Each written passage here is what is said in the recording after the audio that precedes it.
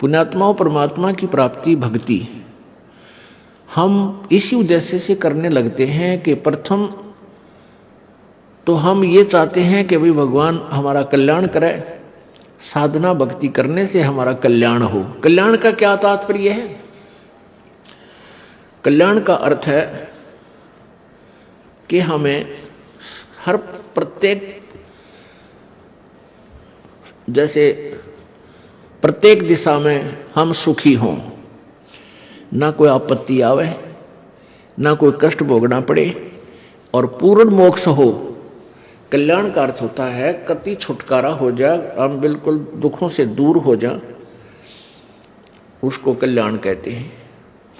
अब कति छुटकारा क्या हो? कोई पाप कोई दुख ना हो, और दुख तब तक बना रहेगा जब तक आपका जन्म मृत्यु है,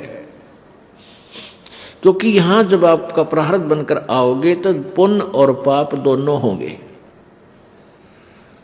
उन पुण्य और पापों के साथ साथ आपको अन्य भी आपदाएं, प्राकृतिक आपदाओं का भी सामना करना पड़ता है।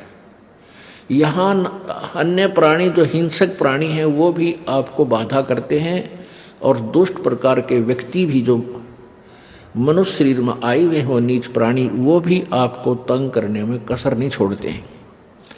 तो जब तक आप यहाँ आते रहोगे, जन्मते मरते रहोगे, आप सुखी नहीं हो सकते। ये सुख हो ही नहीं सकता, क्योंकि मां के पेट में दुख पान लगाए प्राणी। मां के गर्भ में ही इतना कष्ट ये उठाता है कि ऊपर ने तो पैर होते हैं, नीचे को सिर, और फिर वो बच्चा अंदर उसको बहुत पीड़ा होती है। आत्मा जो है ये, इसके अंदर युगों युगों के संस्कार फीड हैं।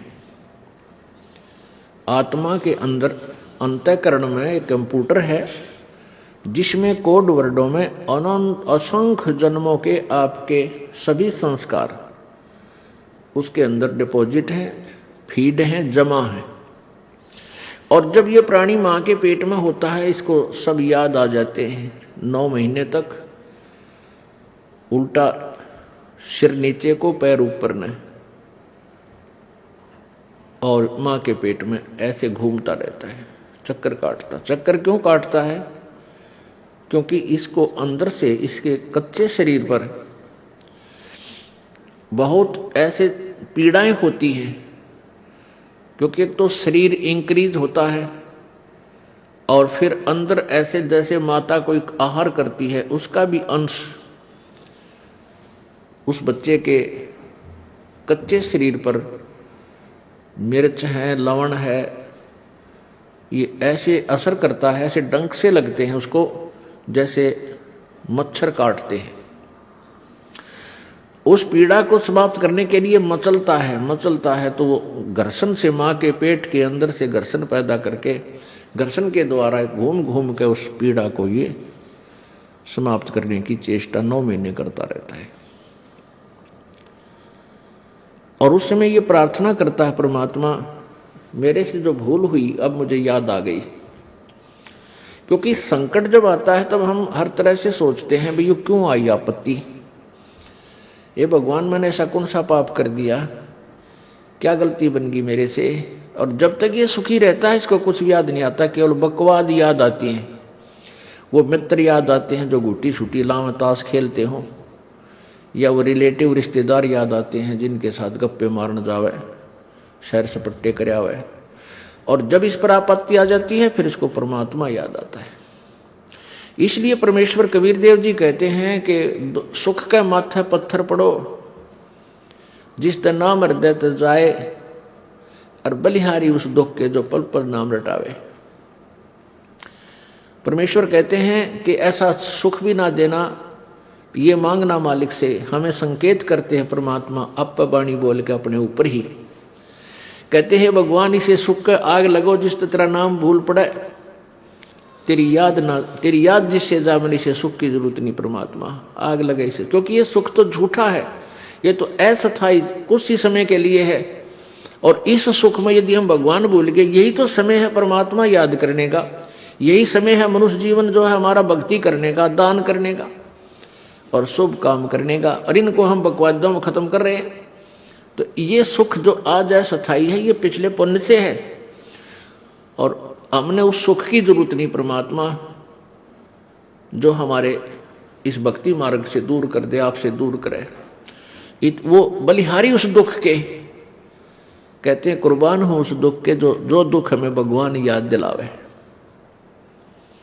तो यहां का जो सुख है ये तो अस्थायी है, ये तो रहेगा ही नहीं रहेगा, और फिर हम जिस उद्देश्य के लिए मनुष्य जीवन प्राप्त करके आए थे वो हमारा रह जाएगा। तो ये जब मां के गर्भ में प्राणी होता है तब ये सोचा है परमात्मा मैंने बहुत गलती करी, मैंने आपको याद नहीं किया, और अब के जब बाहर आज एक बार बाहर निकाल दो, मेरा शरीर ठीक ठाक पूरा कर दो मालिक। क्योंकि मनुष्य जीवन की वैल्यू का इसको मां के गर्भ में पूरा पता होता है। आत्मा बूढ़ा और बालक नहीं होती, आत्मा बाहर आकर के मूर्छित कर दी जाती है इन 3 गुणों के द्वारा। जो ही आत्मा शरीर के साथ बाहर आती है, शरीर में स्थूल शरीर बनकर इसके ऊपर एक कवर चढ़ा जाता है अंदर,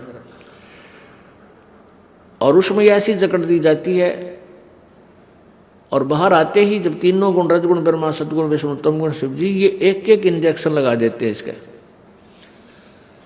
और जिससे ये मूर्छित हो जाती है। इसको पता नहीं तू कौन है, कहां से आई है, क्या उद्देश्य है तेरा।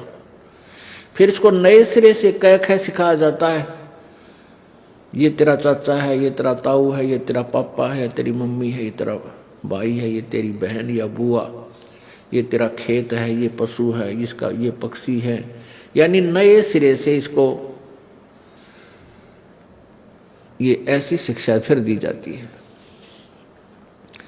मां के गर्भ में इसको पता होता है कि मैं जब भी जाता हूं, बाहर गए हैं उसी समय हमने भक्ति नहीं की, और परमात्मा की सत्य भक्ति ना करने से अन्य भक्ति तो बहुत की, जैसे ओम नाम का जाप करके ऋषियों ने हठ योग करके तप किए, उस साधना से कहाँ चले गए, स्वर्ग चले गए, महास्वर्ग चले गए, वहाँ देवता बन गए हैं, ब्रह्मा विष्णु महेश तक की पदवी को हमने प्राप्त कर लिया, और फिर अपने पुण्यों को समाप्त करके हम फिर पशु बन गए, पक्षी बन गए, गधे बन गए, कुत्ते बन गए, सुअर बन गए।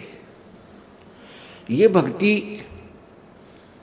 भी यूजलेस, जिसे संकट तो मिटाई नहीं, ठीक है कुछ समय के लिए जो बकवाद थी स्वर्ग में वो ठाठ कर आए। जैसे एक धनी व्यक्ति यहाँ हरियाणा, पंजाब, राजस्थान, उत्तर प्रदेश आदि का, और 2 महीने कुल्लू मनाली शिमला की साइड चला जावे, पैसे ले जाओ 20, 30, 50 हजार 2 महीने के लिए, पूरा परिवार चला जाए, चाहे आप अकेला जाए। और वहां क्या करते हैं, ठाठ करने का क्या तरीका है कि होटल में कमरा किराए पर ले लिया, और वहां सारा दिन ठंडी ठंडी हवा, अच्छे बाग बगीचे, पहाड़ दृश्य दिखाई दे सुंदर सुंदर, उनने घूम फिर के देखा है, और 2 महीने वहां रहे, क्योंकि वहां बहुत ही अच्छा वातावरण मौसम होता है, गर्मी नहीं होती, प्यारी प्यारी ठंड होती है। तो वो 2 महीने में 20, 30, 50 हजार रुपये बर्बाद करके, खर्च करके, जेब कटवा के वापस आ जाता है, और 10 महीने फिर कर्म क्षेत्र में वो खून पसीना करे, झूठ बोला किसी तो लूटा खसोटा,